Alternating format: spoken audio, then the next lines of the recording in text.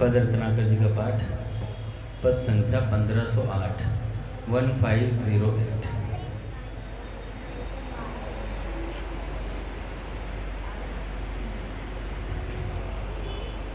महाभाव रसराज के मधुर मनोहर भाव, महाभाव रसराज के मधुर मनोहर, दिव्य मधुरतम राग में दैन्य विभूषित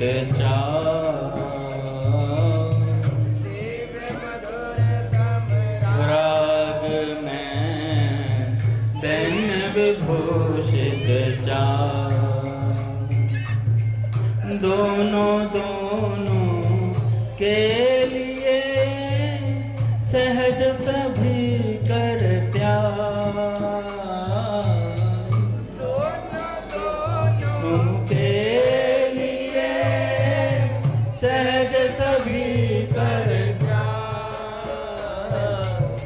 सहज सभी कर त्याग,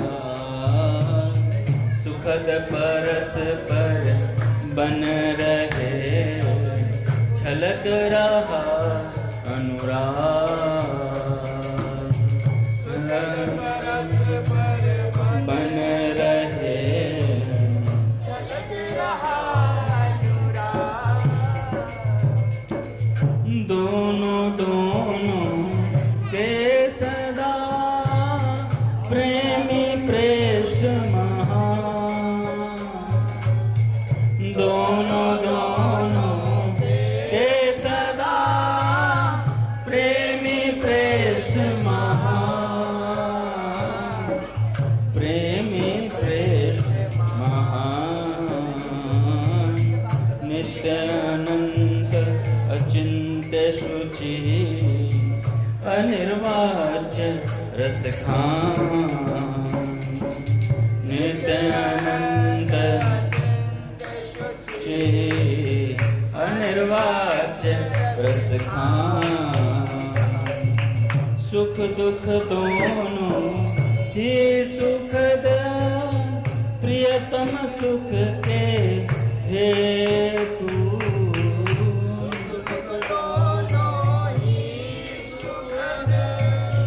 प्रियतम सुख के हेतु, प्रियतम सुख के हेतु, अन्य सभी टूटे सहज मिथ्या निज सुख से दूर, अन्य सभी सहज मिथ्या सुख से दूर, राधा माधव प्रेम रस वाचा चेतती,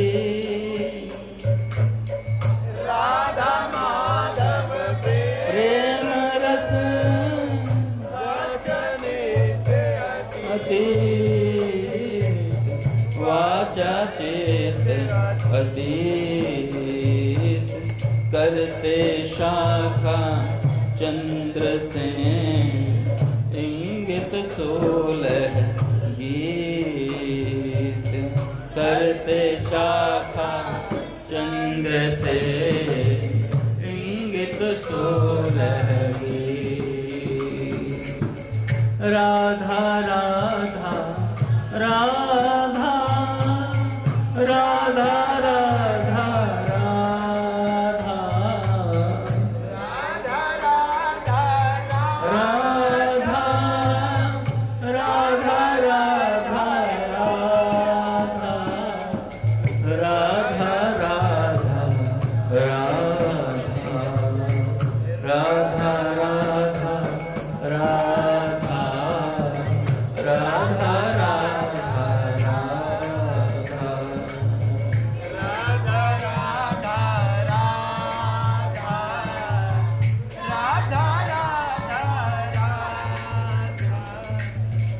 बोलिए राधा माधव सरकार की जय। पूज्य श्री भाई जी महाराज की जय।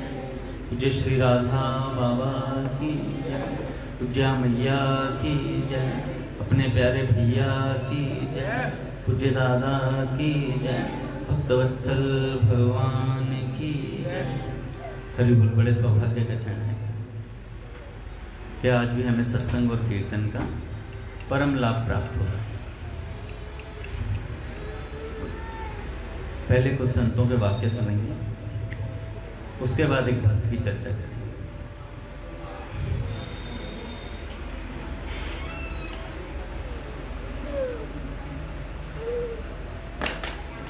पूज्य श्री रमेश बाबा कहते हैं, जब मौत आती है प्राण छूटते हैं, तब कोई भी संबंधी बचा नहीं सकता, मदद नहीं कर सकता।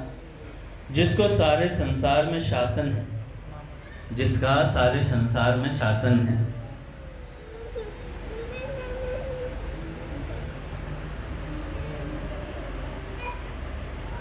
अरबों की संपत्ति है, लेकिन जब प्राण जाएंगे तो सब कुछ छूट जाएगा।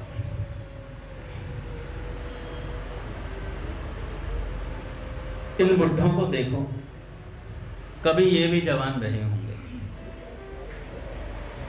वह जवानी कहाँ गई? जवानी गई, बुढ़ापा आया। थोड़ी देर में हम भी इन्हीं की तरह बुढ़े हो जाएंगे, फिर मर जाएंगे, सब चले जाएंगे। थोड़ी देर में कोई आज जाएगा, कोई कल जाएगा, कोई परसों जाएगा। मरने के बाद शरीर को जला दिया जाता है, फूंक दिया जाता है। थोड़ा सा जीवन था, उसी जीवन को भोगों ने लूट लिया, उसी जीवन को भोगों ने लूट लिया, विषयों ने लूट लिया। ये विषय खा गए सारा जीवन।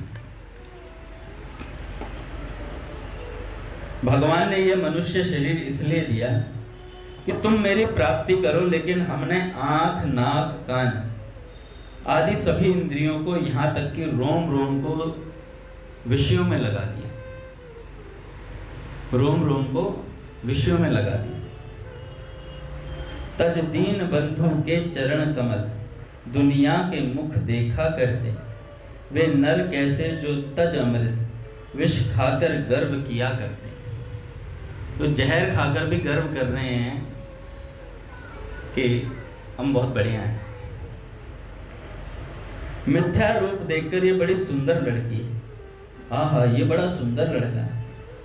बस ये सुंदर लड़का लड़की में ही जीवन चला गया।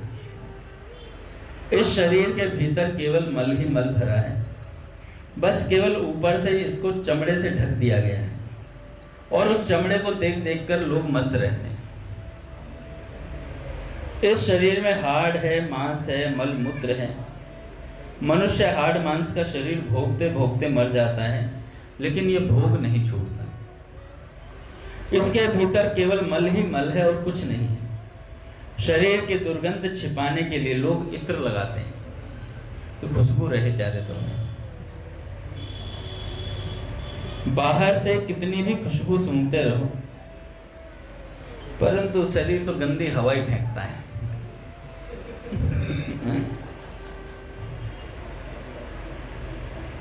फिर भी हम लोगों को वैराग्य नहीं होता। पूज्य स्वामी जी महाराज कहते हैं, अच्छा ये जो संत बोल रहे हैं, ये जिनकी वाणी, ये पूज्य रमेश बाबा है, जिन्होंने अपना पूरा जीवन श्री जी के भरोसे निकाला है अभी तक, और आगे भी श्री जी के भरोसे ही निकालेंगे। अच्छा ये लाग लपेट नहीं करते हैं कि कोई राजी होगा नाराज होगा, उससे मतलब नहीं है इन्हें। ये तो साधु संतों को खरी खोटी भी सुना देते हैं कि यहाँ पे आए हो गहवर वन में, यहाँ भजन करने के लिए आए थे, लड्डू पेड़ा खाने के लिए थोड़े ही आए, ऐसे साफ कह देते हैं।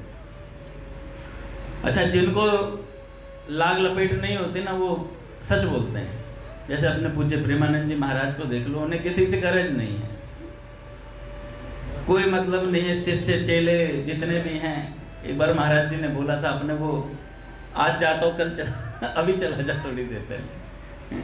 कोई लाग लपेट नहीं है। जीवन पहले भी अकेले बिताया, आज भी भगवान के सहारे हैं, वो राधा रानी के सहारे जी रहे हैं।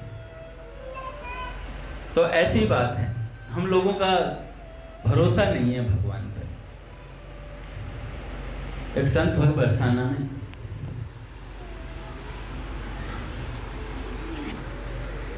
महादेव जी वो 10-10 पैसे इकट्ठे करते थे, 10-10 पैसे इकट्ठे किया करते थे। मन में मनोरथ था कि कभी 1 रुपया हो जाएगा तो मैं श्री जी के लिए पोशाक खरीदूंगा और श्री जी को धारण कराऊंगा। ऐसा उनका मनोरथ था हृदय। तो पैसे इकट्ठे करते रहे, 1 रुपया हुआ तो गए पोशाक खरीदने, एक श्री जी के लिए, लाडली जी के लिए पोशाक खरीदी। राधा रानी के महल के पास ही रहते थे। और जब पोशाक खरीदी तो चढ़ने लगे बरसाने के सीढ़ियों से। जैसे सीढ़ियों में आए तो आधे में ही होंगे तो एक बालिका बैठी हुई थी। उस बालिका ने आकर के महात्मा के हाथ से वो पोशाक छीन ली और भाग गई। जब भागने लगी तो वो महात्मा भी दौड़े, कह रहे लाली मैं तेरे ताई दूसरी ला दूंगा तो ये हमें दे दे। कह नहीं बाबा ये तो हम ही लेंगे। और महाराज वो भाग गई, ऊपर चढ़ गई महल पे। अब वो बाबा वहीं बैठ गए। भैया जीवन भर का मनोरथ था कि श्री जी को पोशाक धारण कराएंगे, और वो मनोरथ सफल ना हो पाए किसी का। अब कल्पना कीजिए कि आप यहाँ मंदिर में आकर भजन कर रहे हैं, सत्संग कर रहे हैं, और कुछ ऐसा हो जाए कि हमें भगवान ना मिल पाए। हमारा मनोरथ क्या है? भगवान की प्राप्ति। और हमारे जीवन में हमारा पतन हो जाए और हम भगवान से ना मिल पाए तो कितनी बड़ी विडंबना हो। इस बात को विचार कीजिएगा कभी एकांत में बैठ करके कि सबको भगवान की प्राप्ति होगी, तू रह गया। सोच के देखो। अच्छा बातें बहुत हैं, हम लोग ऊपर से बहुत बात बना सकते हैं। अरे नारद निकुंज में जो आएगा वो भगवान को पाएगा ही पाएगा। बात सच भी है, पाएगा कभी ना कभी पाएगा, ऐसी बात नहीं है। भैया ने भी कहा कि भाई जो ढिलाई देगा उसके लिए ढील होगी। भाई प्राप्ति तो निश्चित होगी, नारद निकुंज में आ गया, इस जन्म में होगी, अगले जन्म में होगी, 3, 4, 5, 6 जन्म में होगी, उतना गैप हो जाएगा। आज थोड़ा जुकाम है तो आवाज में दे ही नहीं रहा को ठंडा पानी पिएंगे कहाँ से।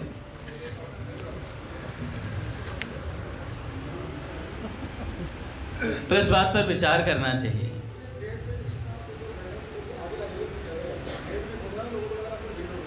अरे बोलो आ जाओ कृष्ण भगवान। बच्चे थोड़े धीरे धीरे बड़े होते हैं ना, जवानी की तरफ कदम रखते हैं तो थोड़ा हवा में आ जाते हैं। तो हवा के कीड़ों को पकड़ना ही संतों का काम है। बाबूजी बाबा ऐसे ही मक्खियों का तक का कल्याण कर देते थे। चिंता मत कर मेरे ततैये।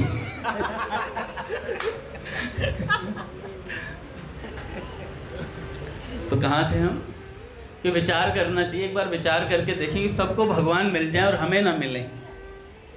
किस कारण से? कि हमने थोड़ी ढिलाई बरत दी थी।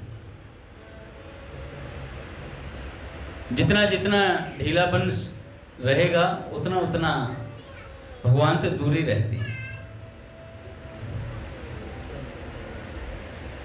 पूज्य प्रेमानंद जी महाराज कहते हैं कि साधक वही जो साधता रहे अपना,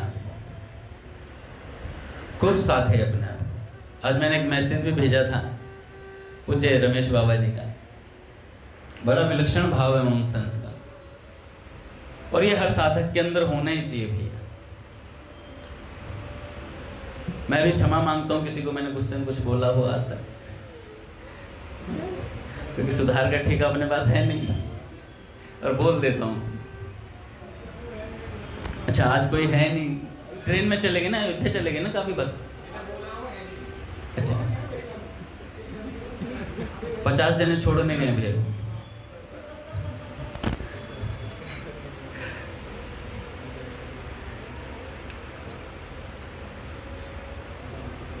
तो ढिलाई नहीं होनी चाहिए।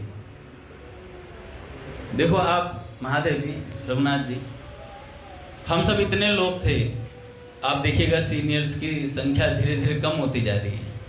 कीर्तन में नहीं मिलेंगे, सत्संग में नहीं मिलेंगे, भगवान व्यवस्था कर लेते हैं। अब नए बच्चे आ जाते हैं कीर्तन करने, बहुत सारे नए बच्चे कीर्तन करते हैं, नाचते कूदते हैं। हो सकता है थोड़ा बहुत नाचने कूदने में भाई थोड़ा उछल कूद ज़्यादा होती हो, कम होती हो, कोई बात नहीं, धीरे धीरे कोई सीनियर भक्त होगा वो साथ में सिखाता रहेगा धीरे धीरे, पर कूदने दो। डिस्को पे नाचते हैं तो कुछ भगवान के भजन पे नाच लेंगे तो कुछ अच्छा ही होगा, बुरा तो होने से रहा भगवान के सामने।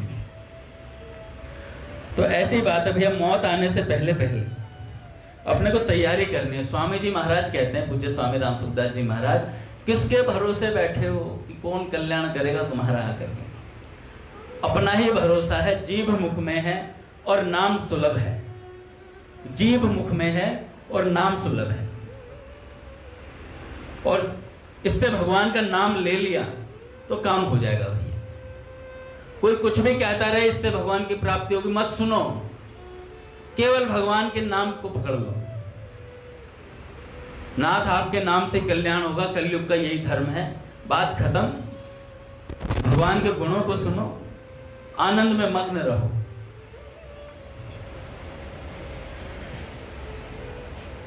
भगवान ने यह मनुष्य शरीर दिया इसलिए दिया कि तुम मेरी प्राप्ति करो, लेकिन हमने नाक कान आंख सभी इंद्रियों को विषयों में लगा दिया।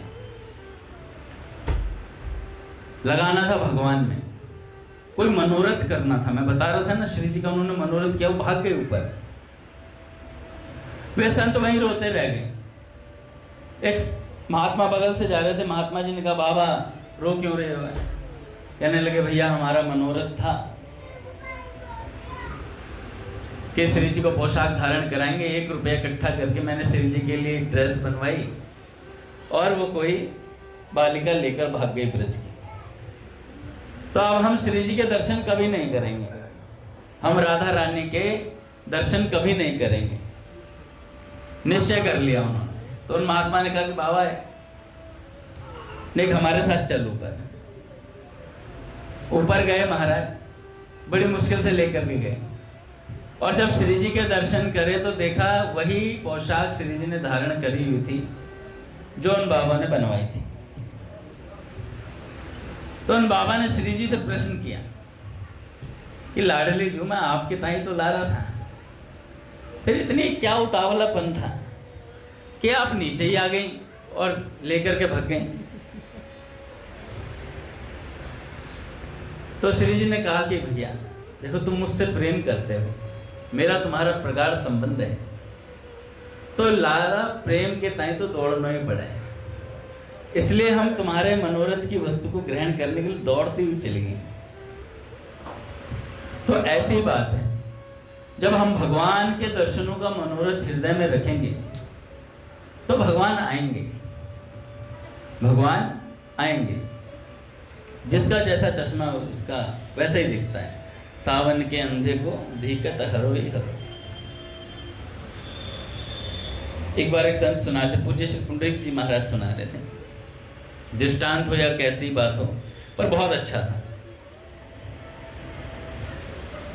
एक संत, एक गृहस्थ आए ब्रज बिहारी जी की गाड़ी बुक करके या सीताराम जी की गाड़ी बुक करके बालकों के संग। संत से पूछा महाराज जी परिक्रमा देनी है गिरिराज जी की, किन की दें? तो उन्होंने कहा कि भैया परिक्रमा देनी तो गिरिराज बाबा की कर लो। तो गिरिराज बाबा की परिक्रमा कह रहे कितनी है? कह रहे 21 किलोमीटर। बाबा ने थोड़ी छोटी ना है सके, तो बाबा ने कही कि भैया देखो बरसाने की कर लो। कह रहे बाबा पता चला है मैं पहाड़ है वहाँ, तो हमसे नहीं चढ़ जाएगा। कह रहे भैया तो ऐसा कर, वृंदावन की कर ले, सपाट है, बिल्कुल चारों तरफ से आराम से रह जाएगी। तो उन्होंने कहा हाँ ये ठीक है। और महाराज चल दिए और वृंदावन की परिक्रमा कर रहे हैं। और उस समय महाराज जी बता रहे थे, आज से भी मैं बता रहा हूँ, 2010 और 11 में जब मैं गया था तो पीछे से जो परिक्रमा में आगे जहाँ से बिहारी जी के दर्शन, पीछे वाला जो रोड है जमुना जी किनारे किनारे, वो बहुत कीचड़ होता था, पक्का नहीं था। और वहाँ पे एक और निताई का मंदिर भी है वहाँ पर बीच में, तो बहुत कीचड़ रहता था उसमें, तो उछल उछल के पार करनी, ईंटें रखी रहती, उसे पार करना पड़ता था। तो वो सज्जन गए परिक्रमा लगाने, और दिल्ली उल्ली के रहने वाले होंगे तो थोड़ा कीचड़ वीचड़ तो कम देखा होगा, वैसे दिल्ली में तो ज़्यादा कीचड़ है, थोड़ा वो इंडिया गेट के आसपास रहे होंगे तो अच्छी कॉलोनी से गए होंगे, साउथ एक्स वगैरह से गए। तो परिक्रमा लगाने लगे, भैया कीचड़ ही कीचड़, सुअर डोल रहे हैं और सुअर कीचड़ में मुंह मार रहे हैं, पूरा फैला रखा कीचड़, पूरा शरीर सना पड़ा है। तो उन्होंने देखा तो ऐसे नाक सिकोड़ देना, यार क्या है यार। बच्चों से बोला, बच्चों देख के चलना, ड्रेस गंदी हो जाएगी, ट्रिप से पहले ही लाए हैं खरीद के, 3 दिन लगातार शॉपिंग में गया है। तो नहीं लगते हैं, खराब रह जाएंगे। तो बच्चों को बचा बचा करके महाराज पूरी परिक्रमा उन्होंने ऐसे ही दे रहे थे, देख रहे कैसी गलियां हैं, क्या क्या हैं, सब चीजें हैं। और उन्हीं के पीछे वैष्णव भक्त भी गए थे परिक्रमा देने। तो जब वो गृहस्थ वहां से पूरी परिक्रमा देख करके पहुंचे महाराज जी के पास, महाराज जी ने कहा भैया कैसी रही परिक्रमा? कह रहे महाराज जी कैसी, कहीं गधे घूम रहे हैं, कहीं कुत्ता घूम रहा है, कहीं सुअर डोल रहे हैं, कीचड़ी कीचड़, क्या परिक्रमा, इससे अच्छा तो हम देते ही नहीं। महाराज जी ने कहा अच्छा भाई। एक दूसरा वैष्णव आया पीछे से, हाँ भैया तेरी कैसी रही? कह रहा महाराज जी वंडरफुल। कह रहे ऐसे इनके तो बहुत गंदे रहे, इनको तो सुअर दिख रहे थे, डोले कीचड़ भी था। कह रहे कीचड़ कहाँ था? कीचड़, वैष्णव कह रहे कीचड़ कहाँ था?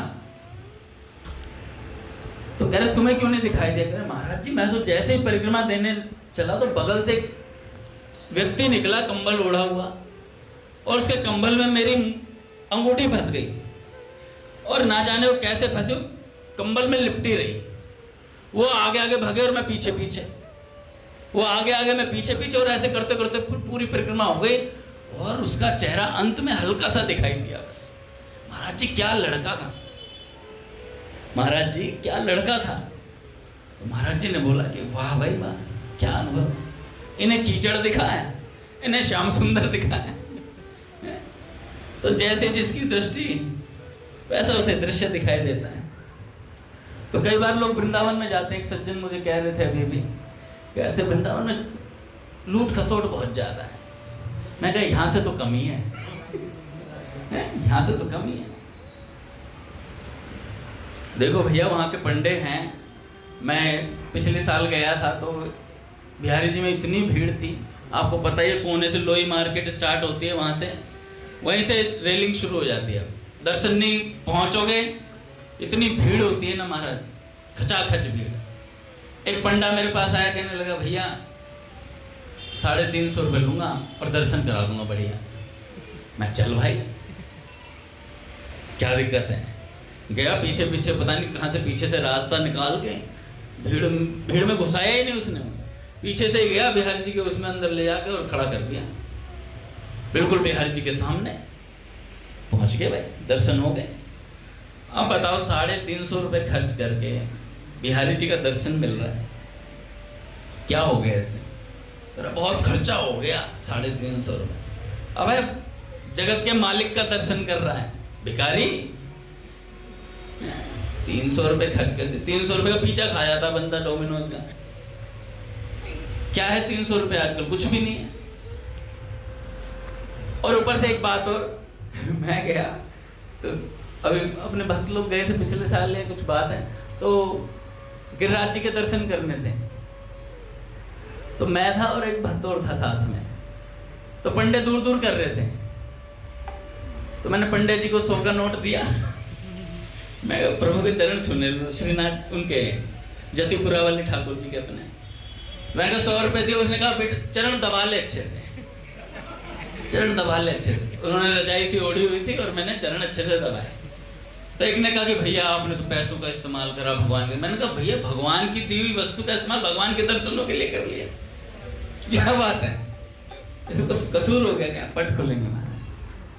श्री राम जय राम जय जय राम, श्री राम जय राम जय जय राम, श्री राम जय राम जय जय राम, श्री राम जय राम जय जय राम, श्री राम जय राम जय जय राम, श्री राम जय राम जय जय राम, जय जय श्यामा जय जय श्याम,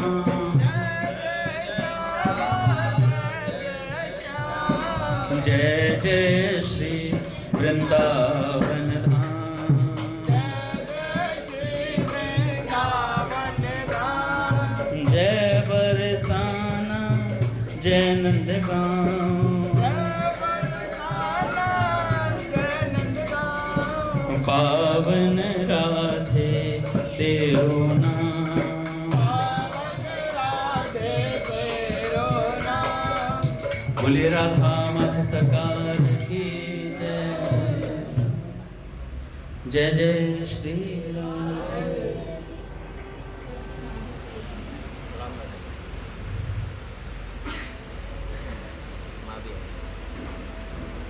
कुछ याद नहीं,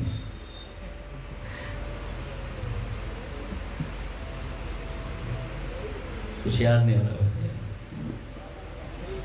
आएगा तो जरूर।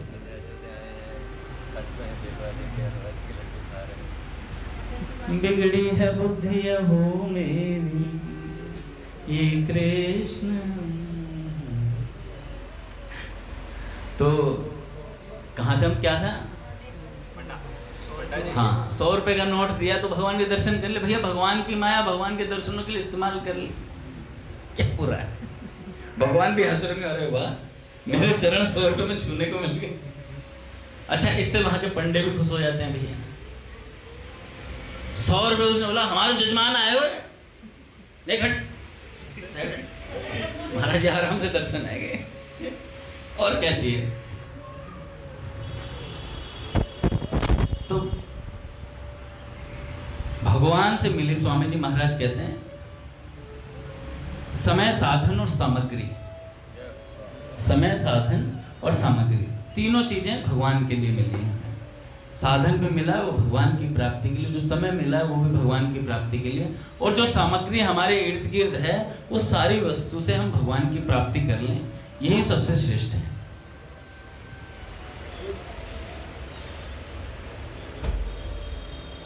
तो भैया पूज्य रमेश बाबा जी कहते हैं कि चाहे कितनी अच्छी खीर बना लो, पूरी सब्जी बना लो, शाही पनीर मटर पनीर खा लो, सबका मल बन जाता है। यह जीभ मिली थी भगवान का नाम लेने के लिए और हमने इसे विषयों के स्वाद में लगा दिया, विषयों के स्वाद में लगा दिया। अभी भैया कह रहे हैं कि राजा राम सरकार के बारे में कुछ बता दूं, तो मेरे को एक छोटा सा कुछ वाक्य याद आ रहा है। रानी गणेशी बाई हुई राजा मधुकर शाह जी की पत्नी, है ना? सही बोल रहा हूँ, करेक्ट करते रहना। गणेश देवी। तो ओरछा नरेश जी जो थे तो ठाकुर जी के भक्त थे, और गणेश देवी जी जो थी वो राम जी की भक्त थी। दोनों पति पत्नी भगवान के भक्त थे। तो एक बार ओरछा नरेश जी तो गए वृंदावन दर्शन करने के लिए, और गणेश देव जी रानी गई अयोध्या दर्शन के लिए। अच्छा, ओरछा नरेश जी जो थे तो भैया अपना दर्शन कर बुला के अपना संतों का संग किया। इन्हीं के जो मित्र थे हरे राम व्यास जी, मधुकर शाह जी के हैं राजपुरोहित, तो 1 महीना लगाकर ओरछा नरेश जी वापस आ गए, और उधर से गणेश जो रानी थी वो नहीं आई। उन्होंने कहा कि मैं अभी और रुकूंगी थोड़े दिन। तो थोड़े दिन और रुकी, तब राजा इंतजार कर, राजा ने फिर पत्र लिखवाया कि आ जाओ। तो उन्होंने कहा थोड़े दिन और रुकेंगे। अब जब फिर दोबारा पत्र लिखा तो उसमें ताना सा मार दिया कि अब क्या भगवान को लेकर ही आओगी, अब क्या भगवान को लेकर ही आओगी। ये बात दिल पे लग गई, उनके रानी के दिल पे लग गई बात। उन्होंने लिख के भेजा, अब आऊंगी तो राम जी को लेकर ही आऊंगी, आप महल बनवाओ, महल बनाने की तैयारी करो क्योंकि राम जी आएंगे। अच्छा, मधुकर शाह जी ने इधर महल भी बनवाना शुरू कर दिया क्योंकि उन्होंने इधर से भेज दिया। अच्छा, राम जी ने भी उन्हें आश्वासन दिया, शायद वो कूद गई थी सरयू जी में, कूद जा रही थी, तो बार बार राम जी निकाल देते थे। तो तीसरी बार में शायद राम जी ने कहा मैं साथ में चलूंगा, तुम चिंता मत करो, आश्वासन दिया। तो रानी ने जब ये आश्वासन मिल गया तो राजा को पत्र लिखा कि भाई अब आप राम जी का महल तैयार करवाइए और मंदिर बनवाइए अच्छा सा, हम आ रहे हैं लाव लश्कर के साथ, राम जी आ रहे हैं। तो रानी लेकर के आई महल, भैया राम जी का मंदिर तैयार हो गया और रानी ने उन राम जी को अपने कक्ष में विराजित किया। और विराजित करने के बाद जब महल में थोड़ा कार्य जो रह रहा था मंदिर में वो पूर्ण हुआ, तो उन्होंने कहा कि भाई प्रतिष्ठा करते हैं वहाँ पर। तो राम जी ने जाने से मना कर दिया। राम जी ने कहा मैं वहाँ से इसलिए नहीं आया कि मंदिर में बैठूँ, मैं तुम्हारे साथ रहूँगा। इतना लगाव था रानी से। भक्त से भगवान का लगाव होता ही है। आज सुबह सत्संग सुन रहा था तो उसमें कह रहे थे कि भैया भक्ति एक ऐसा होता है जिससे भगवान बहुत प्रेम करते हैं, अथाह प्रेम करते हैं।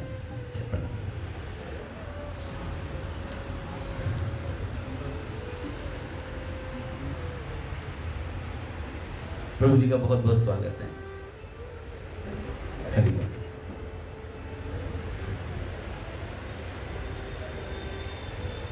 तो रानी सेवा करती थी नित्य ठाकुर जी की। अच्छा, राम जी खड़े थे, पोस्टर उनका खड़ा ही, तो रानी कई घंटे, 2-2, 3-3 घंटे उनका श्रृंगार करती। फिर श्रृंगार करने में फिर राम जी का दर्शन होता, भाई सब लोग राम जी का दर्शन करते हैं। रानी के निज महल में वो रहते थे। तो राम जी ने कहा कि तुम ना बैठ करके श्रृंगार किया करो, हैं? नहीं, वो बात में थोड़ा। तो उन्होंने कहा कि तो आप बैठ के श्रृंगार करा करो। तो उन्होंने कहा कि सरकार आप खड़े रहें और हम बैठ करके श्रृंगार करें, ऐसा कैसे हो सकता है? या तो आप भी बैठो। तो राम जी वीर आसन में बैठ गए। शायद ओरछा में राम जी वीर आसन में ही है, आज भी वीर आसन में ही है। तो सब लोगों ने पहले दर्शन किए थे राम जी के खड़े हुए, पर जब रानी के लिए वो बैठ गए तो आज रानी ने बैठ करके श्रृंगार किया और सब लोगों ने देखा वो विग्रह राम जी का बैठ गया। अचंभित रह गए सारे के सारे। फिर एक बार रानी बड़ी सहनशील भी थी, उनको शायद संतों की बहुत सेवा करती थी, संतों में बहुत निष्ठा थी। तो एक ढोंगी आ गए थे, तो उन्होंने शायद रानी के हत्या करने के लिए चाकू मार दिया था। तो संत के वेश में आए थे, तो इसलिए रानी ने अपनी सब जो परिकर थी साथ में उन्हें बोल दिया कि राजा को ये बात पता न चले किसी भी तरीके से, क्योंकि अगर ये बात पता चल गई तो उनकी संतों से निष्ठा उठ जाएगी, संतों से निष्ठा उठ जाएगी। तो भैया वो बाद में राजा ने फिर जिद करके पूछा, तो उन्होंने कहा कि आप ये कहिए संतों से निष्ठा नहीं उठेगी आपके, तो मैं आपको बात बता सकते। तब तो उन्होंने, भैया ओरछा नरेश थे, वो भी मधुकर शाह जी थे, अच्छे खासे भक्त थे भैया, दिव्य भक्त थे। जब हरिराम व्यास जी यहाँ से छोड़ करके चले गए थे श्री हित हरिवंश महापुरुष जी के पास, तब मधुकर शाह जी गए थे और हित हरिवंश महापुरुष जी से जाकर के बोला, महाराज एक बात बताइए, एक का कल्याण वो ठीक है या सबका कल्याण वो ठीक है? तो महाप्रभु जी ने कहा कि भैया सबका कल्याण ये श्रेष्ठ बात है। तो उन्होंने कहा तो फिर राम व्यास जी को वापस दे दीजिए। और इतना बोला था हरिराम व्यास जी तो महाराज जा चुके थे, भग गए थे, उन्हें पता चल गया था और मुंह काला करके आए गधे पर बैठ करके। तो उन्होंने भाई ऐसा रूप क्यों बनाया है? तो उन्होंने कहा कि भैया संसार से भागकर यहां आया था और यहां से भागकर वापस संसार में जाऊंगा तो मुंह काला ही करना पड़ेगा, ऐसी बात बोली। और उन्होंने फिर जाने से मना कर दिया। वृंदावन के रूप हमारे माता पिता सुत बंधु, ऐसी बात उन्होंने बोली। तो भैया जिनका भगवान में प्रेम हो जाता है, आसक्ति हो जाती है, फिर छोड़कर नहीं जाते हैं, सीधी सी बात है। और भगवान की भी भक्त में आसक्ति रहती है। हम कितना भजन करते हैं इसकी बात नहीं है, अगर हमारा संबंध प्रगाढ़ है भगवान से। अच्छा आप लोग सब अभी अयोध्या जा रहे हो, सबके सब वहाँ करेंगे क्या? जाकर राम जी के दर्शन करेंगे, भैया की कथा सुनेंगे, पूरी कथा सुनना महाराज, पूरी कथा सुनना। कहीं रोटी खा रहे हैं, एंजॉय कर रहे हैं बाहर, फिर भैया की कथा का लाभ क्या लिया? फिर भैया की कथा सुनने के बाद आप कहीं जाओ घूमने, फिर है ना, फिर उसके बाद आप एंजॉय कर सकते हो कि भैया समय फिरिए आराम से जाइए, राम जी का दर्शन कीजिए, हनुमान जी का दर्शन कीजिए और संतों का लाभ लीजिए। वहां जाए तो कोई ना कोई ऐसी संतों की बात सुन करके आए, किन्हीं संतों से मिलकर के आए। ये नहीं बस चाट पकौड़े फिर खा के आ गए और फोटो सेशन, पूरी एल्बम भर दी फोटोज की, मोबाइल हैंग हो रहा है। भैया कथा कह रहे हैं और हमारी इधर सेल्फी चल रही है। कथा ही सुनना भाई, कई लोग करते हैं ऐसा, मैंने देखा है। कथा चल रही है और वो सेल्फी के पोज बना, वो पाउट बनते हैं, क्या बोलते हैं उसे, मुंह बकरी जैसा बना लेते हैं। तो ऐसा चलता है। अब आप कहोगे अंगद जी क्यों मजाक उड़ा रहे? मजाक नहीं उड़ा रहा हूँ, बात सत्य बता रहा हूँ भाई, ये बात होती है। पूज्य प्रेमानंद जी महाराज कहते हैं कथा सुनो तो कथा ही सुनो। भगवान का सत्संग सुनने गए हैं हम लोग वहाँ पर, हम इसलिए नहीं जा रहे हैं कि वहाँ पर हमारा ये एक फॉरेन ट्रिप बन गया है, टूरिस्ट गाइड नहीं है वहाँ, लोग वहाँ संतों के लिए जा रहे हैं। भैया कोई ऐसी पुस्तक खरीद के लाओ, मैं तो कह रहा हूँ गीता प्रेस से अयोध्या महात्म्य छपा है, वहाँ से वही ले आना और पढ़ो घर में बैठ कर अयोध्या जी का महात्म्य। मैं तो कह रहा हूँ आज लाइब्रेरी से पुस्तक उठा लो, अयोध्या महात्म्य की पुस्तक रखी है लाइब्रेरी में, और उसे पढ़ो। नहीं हो लाइब्रेरी में तो मेरे से PDF ले लो। अयोध्या का महात्म्य पढ़ करके अयोध्या जाओगे तो वहां पे पल पल का लाभ मिलेगा।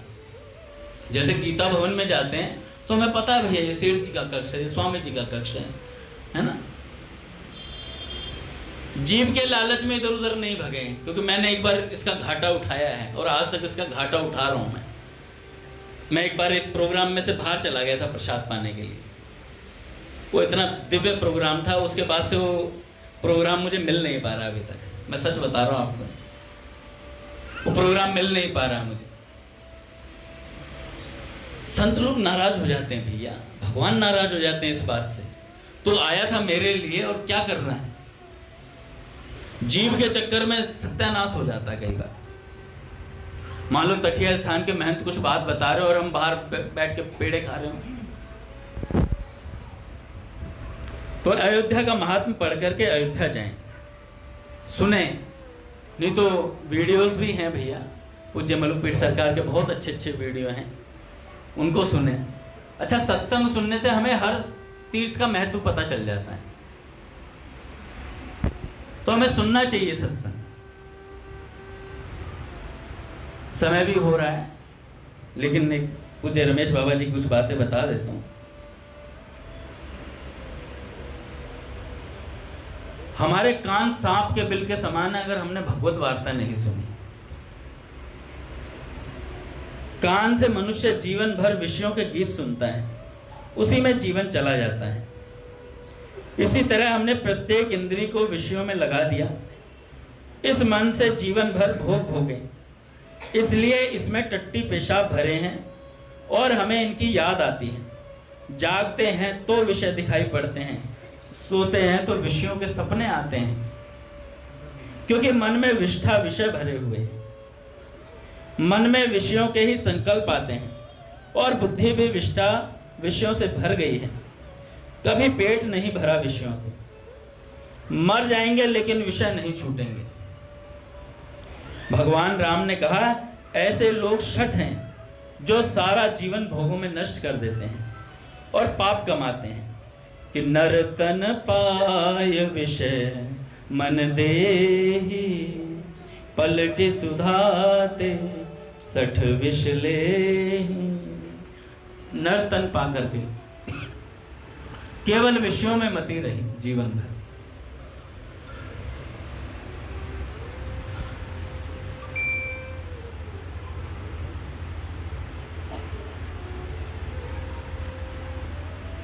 विषयों से मन हटना बड़ा मुश्किल होता है। पूज्य श्री प्रिया शरण बाबा रहते थे बरसाने में। उनसे किसी ने पूछा कि बाबा, आपने तो अपने जीवन का सारा जीवन बरसाने में भजन करके बिताया है, तो आपकी कोई अनुभूति बताओ। तो बाबा ने कहा कि मेरी अनुभूति यही है कि जीवन निष्कलंक निकल गया। बरसाने में रह करके श्री जी का भजन करते हुए जीवन निष्कलंक निकल गया। मुझ पर आज तक कोई दाग नहीं लगा कि किसी स्त्री से संपर्क हो या किसी स्त्री से कोई बात हो हमारी, तो बिना कलंक के जीवन निकल गया। तो इससे बड़ा अनुभव कुछ नहीं है, पूज्य प्रियशरण बाबा ने कहा। तो ऐसी ही बात है भैया, हमारा जीवन निष्कलंक निकल जाए। ये निकलेगा कैसे? भगवान को पकड़े रहने से कोई कलंक पास नहीं आ सकता। सेठ जी कहते हैं, जब भी कोई बात मन में आए, काम क्रोध मद लोभ अड़ंग बड़ंग स्वाहा, ये सेठ जी का खास मंत्र है। सेठ जी कहते थे बोलना शुरू कर दो, अड़ंग बड़ंग स्वाहा, अड़ंग बड़ंग स्वाहा। इसका इस्तेमाल करके देखो भाई, सेठ जी ने बोला है तो कुछ तो बल होगा इसमें, कुछ क्या बहुत बल होगा, तभी सेठ जी ने बोला इस बात को। हमें किसी ने गाली दी, अपमान किया, उसे सह लो। इतना ही नहीं, उस पर करुणा करो। ऐसा स्वयं भगवान करते हैं। वैकुंठ में भगवान लेटे हुए थे। वहां भृगु जी उनकी परीक्षा लेने गए और जाकर छाती पर जोर से लात मारी। ठाकुर जी ने कहा, प्रभु आपके चरणों को लगा तो नहीं, क्योंकि मेरा वक्षस्थल बहुत कठोर है। अपने हाथों से उनके चरण दबाने लगे। ये भगवान का स्वभाव है भैया। ऐसा स्तर भगवान का है और वे हमसे भी यही चाहते हैं। उमा राम स्वभाव जय जाना, ताहि भजन तज भाव न आना। जिसने अपराध किया, दुख दिया, उस पर करुणा करो, उससे मित्रता करो। संसार के सभी जंतुओं के प्रति ऐसी समता रखोगे तो भगवान और अधिक प्रसन्न हो जाएंगे। पर ऐसा हो नहीं पाता। छोटी छोटी बात पे गांठ बन जाती है।